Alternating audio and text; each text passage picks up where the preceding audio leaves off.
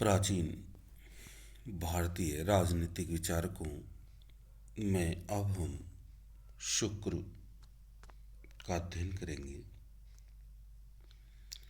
सबसे पहले शुक्राचार्य का सामान्य परिचय।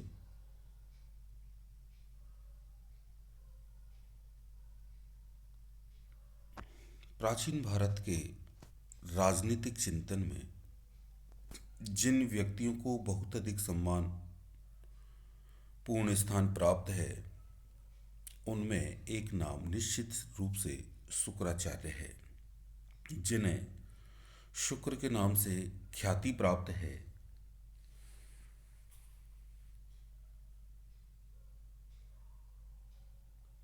दंडी के 10 कुमार चरितम में राजनीति शास्त्रकारों के नामों का जो उल्लेख है, उनमें सर्वप्रथम स्थान शुक्राचार्य को दिया गया है। शुक्र का जो ग्रंथ है वह शुक्र नीतिसार है। शुक्र ने ब्रह्मा के नीति शास्त्र का सार प्रस्तुत किया है, इसलिए उस सार को शुक्र नीति सार कहा जाता है। ग्रंथ का आकार के बारे में कहा जाता है कि ग्रंथ में 4 मूल अध्याय हैं। इस ग्रंथ में खिल नीति के रूप में 5वां अध्याय भी मौजूद है, जो वास्तव में मूल ग्रंथ का भाग नहीं है। खिल नीति से तात्पर्य शेष या अवशिष्ट नीति। इस संपूर्ण ग्रंथ में लगभग 2200 श्लोक हैं। ग्रंथों का रचयिता एवं रचनाकाल। इस ग्रंथ के प्रारंभिक श्लोकों के अनुसार इस ग्रंथ का रचनाकार ऋषि भृगु का पुत्र अर्थात भार्गव तथा असुरों का आचार्य है, जिसे शुक्र या काव्य भी कहा गया है। यद्यपि शुक्र नीति सार की रचना काल के बारे में विद्वानों में बहुत मतभेद है, परंतु सभी आधुनिक विद्वान इस बारे में सहमत हैं कि यह वैदिक कालीन रचना नहीं है। इसकी रचना ईसा के बाद की गई है।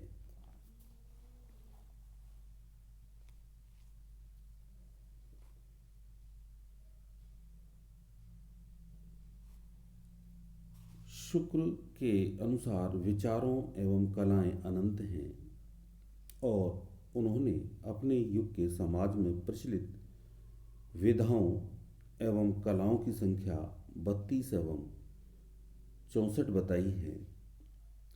किंतु उन्होंने राजा की शिक्षा के प्रसंग में 4 प्रकार की विधाएं स्वीकारी हैं।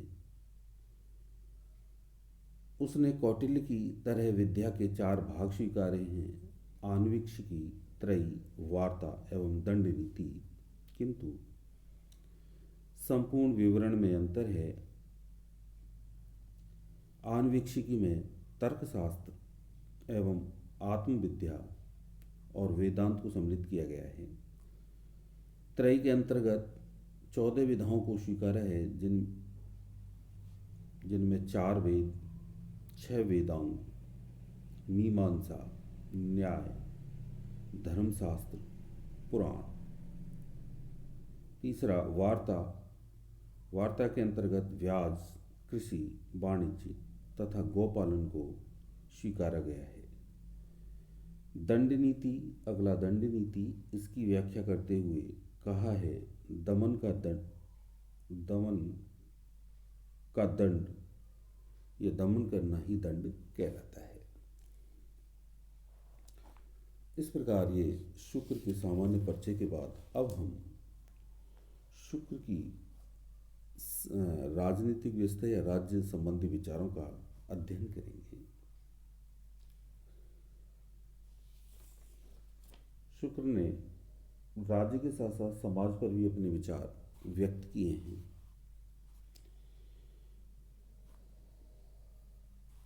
शुक्र के सामाजिक व्यवस्था संबंधी विचारों के अंतर्गत प्राचीन भारतीय परंपरा के अनुसार शुक्र ने धर्म को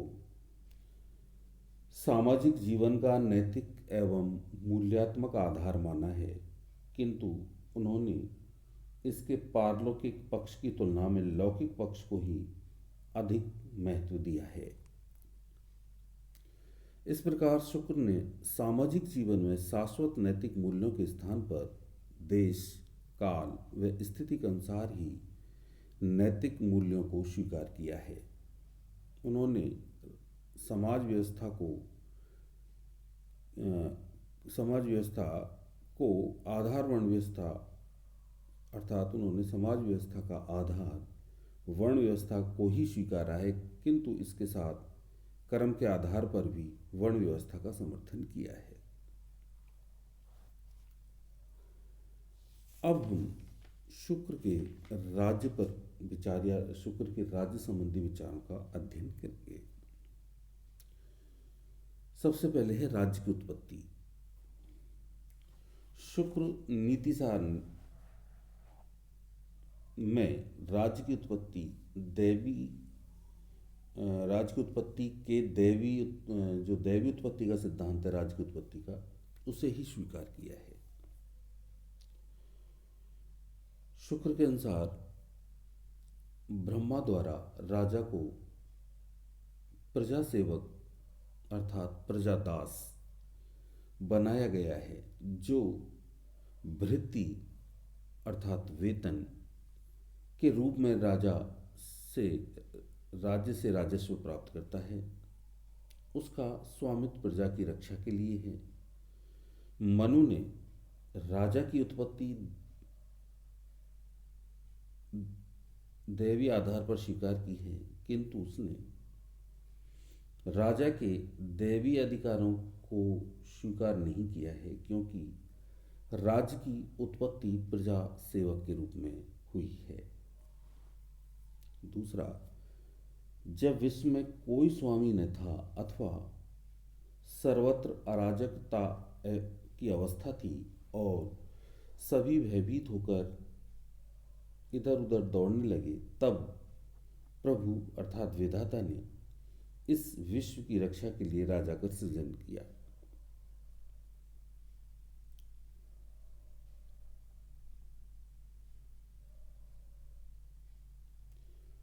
शुक्र नीतिसार, विद्यार्थी ध्यान रखेंगे कि शुक्र नीतिसार केवल जीवानंद विद्यासागर भट्टाचार्य द्वारा संपादित संस्कृत टीका में ही उपलब्ध है। जहाँ मनु का राजा नरदेव माना जाता है, वहाँ शुक्र राजा को प्रजा सेवक मात्र मानता है। इस प्रकार ये राज्य की उत्पत्ति। उसके बाद है राज्य का उद्देश्य एवं महत्व। शुक्र ने प्रत्यक्ष रूप से राज्य के उद्देश्य एवं महत्व का प्रतिपादन नहीं किया है, किंतु उन्होंने राजा को जो कर्तव्य बताए हैं, राजपद एवं नीति शास्त्र का जो महत्व बताया है, उसी से राजा के उद्देश्य एवं महत्व को जाना जाता है। शुक्र के अनुसार राजा न्याय कार्य द्वारा त्रिवर्ग धर्म अर्थ काम की सिद्धि करता है। जैसे मल्लाह के बिना समुद्र में नौका नष्ट हो जाती है, उसी प्रकार राजा के नेतृत्व के अभाव में प्रजाजन के नष्ट होने की संभावना रहती है। तीसरा है राज्य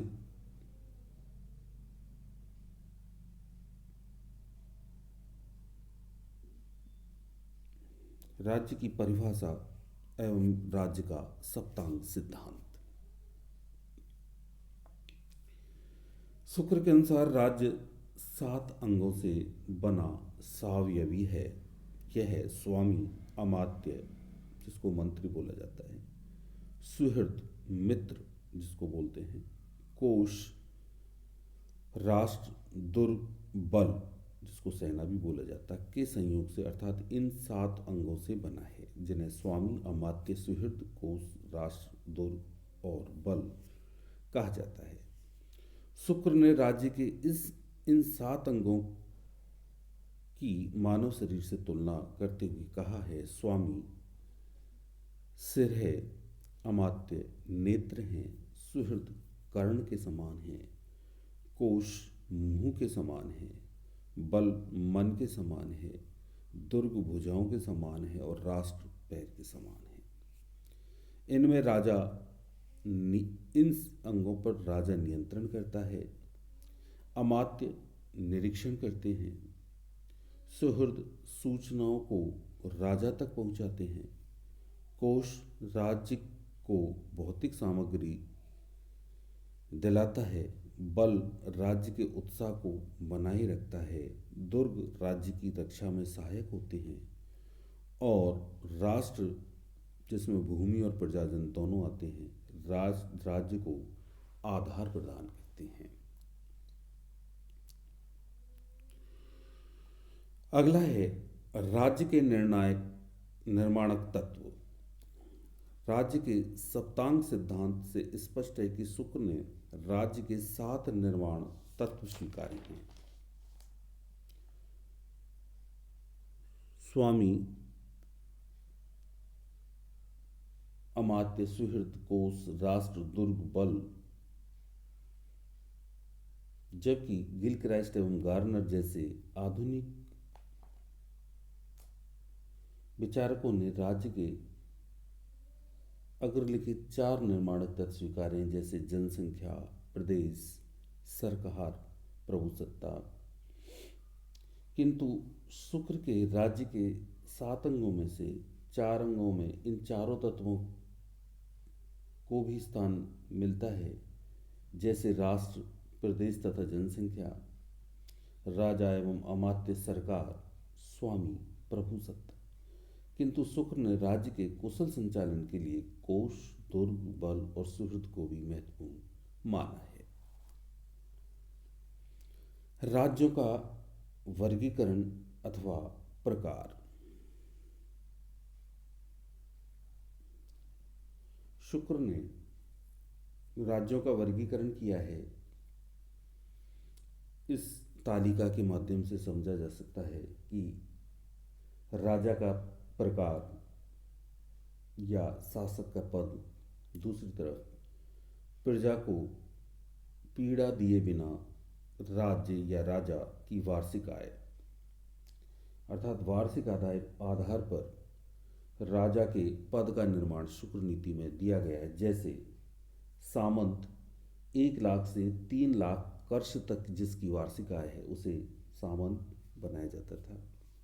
मांडलिक 3 लाख से 10 लाख तक की आय वाला, राजा 10 से 20 लाख कर्ष की आय वाला, महाराजा 20 से 50 लाख कर्ष की आय वाला, स्वैराट 50 लाख से 1 करोड़ कर्ष की वार्षिक आय वाला, सम्राट 1 करोड़ से 10 करोड़ कर्ष वार्षिक आय वाला, विराट 10 करोड़ से 50 करोड़ कर्ष वार्षिक आय वाला, सार्वभौम 50 करोड़ से अधिक आय वाला।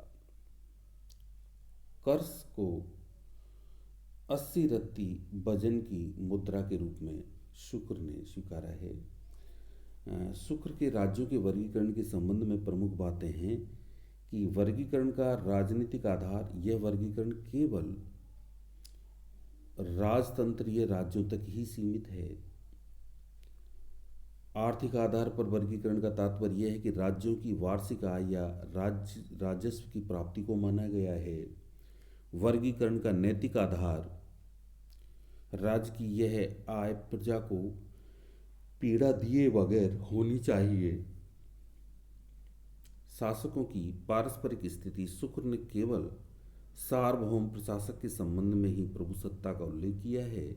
इससे यह निष्कर्ष निकलता है कि अन्य शासक उसके अधीन होते हैं, अर्थात वे सार्वभौम शासक को कर देते हैं और स्वयं में स्वतंत्र व प्रभुसत्ता संपन्न शासक नहीं होते। अगला है राज्य का कार्यक्षेत्र। प्रजा अथवा राजनीतिक समाज की रक्षा करना। दूसरा है लोकहित संबंधी कार्य करना, जैसे राज्य द्वारा विभिन्न विधाओं, विज्ञानों, कलाओं के विकास का प्रबंध किया जाना, राजा द्वारा प्रतिवर्ष विभिन्न विधाओं एवं कलाओं में निपुण विद्वानों का सम्मान किया जाना, ऐसे सभी उपाय किए जाने चाहिए जिनके द्वारा प्रजा में धर्म की रक्षा एवं वृद्धि हो। मद्रालियों को ग्राम से बाहर बनाया जाना और दिन में किसी को भी मद्रापान की इजाज़त नहीं होनी चाहिए। कृषि एवं व्यापार की उन्नति में मदद दी जानी चाहिए और संपूर्ण कर प्रणाली इनकी रक्षक होनी चाहिए।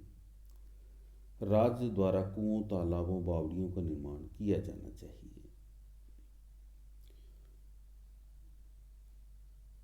तीसरा, अर्थव्यवस्था संबंधी कार्य।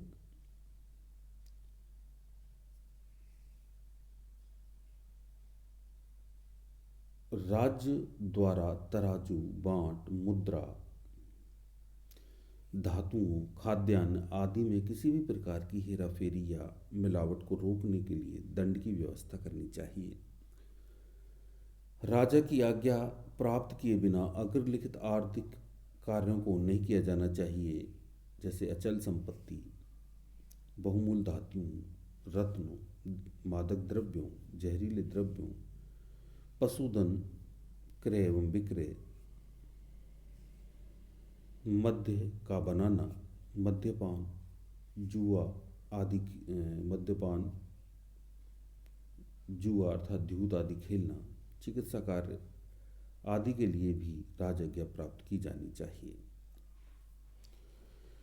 चुंगी, भाग अर्थात कर, ब्याज, मेहनताना अर्थात वृत्ति आदि की वसूली में बल या छल द्वारा किसी को पीड़ा नहीं दी जानी चाहिए।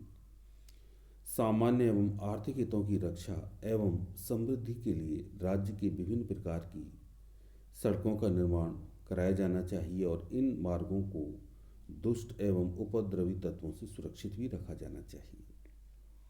शुक्र के अनुसार सेना एवं राष्ट्र की रक्षा एवं समृद्धि के लिए कोष अर्थात धन का आधारभूत महत्व है, किंतु राजा को किसी भी अन्याय पूर्वक धन का संग्रह नहीं करना चाहिए। चौथा है समाज व्यवस्था संबंधी कार्य। शुक्र ने सामाजिक जीवन को सुव्यवस्थित तथा सुसंगठित करने का दायित्व राजा को सौंपा है।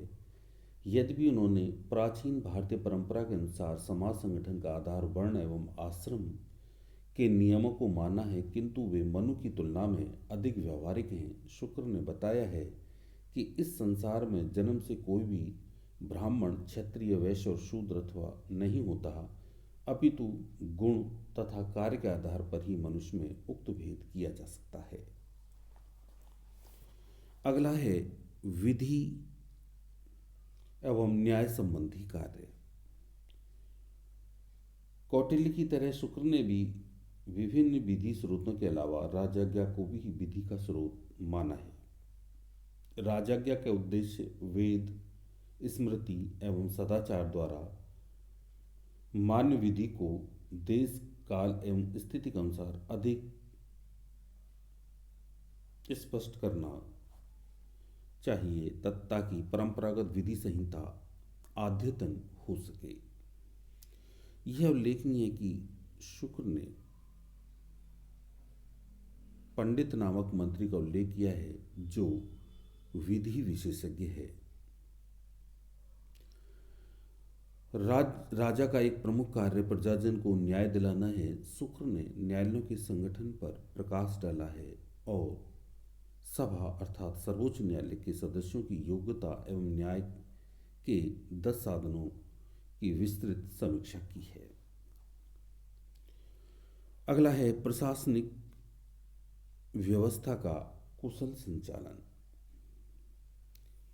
केंद्रीय प्रशासन के संदर्भ में विभागीय पद्धति तथा कार्यालय पद्धति का उल्लेख किया है और बताया है कि समस्त कार्य भौतिक आदेशों के आधार पर नहीं अपितु विधि सम्मत लिखित आदेशों के आधार पर होना चाहिए। इसके अलावा शुक्र ने प्रशिक्षण, वेतन, सेवावधि पदोन्नति, अवकाश, पेंशन, क्षतिपूर्ति, प्रोविडेंट फंड, बोनस, आचार संहिता को स्वीकार किया है। अगला है परराष्ट्र संबंधों का संचालन। शुक्र का मत है कि सभी राजा अन्य राजाओं को अपने अधीन करने की कामना रखते हैं और इसलिए उनके बीच स्थायी मित्रता का भाव नहीं पाया जाता है, अपितु वे अवसर आने पर एक दूसरे के शत्रु सिद्ध होते हैं। अतः राजा परराष्ट्र संबंधों के संचालन में अपने राज्य हित को ही महत्व दे। इस प्रकार ये शुक्र के राज्य संबंधी विचार थे जिनका अध्ययन हमने इस अंक में किया। धन्यवाद।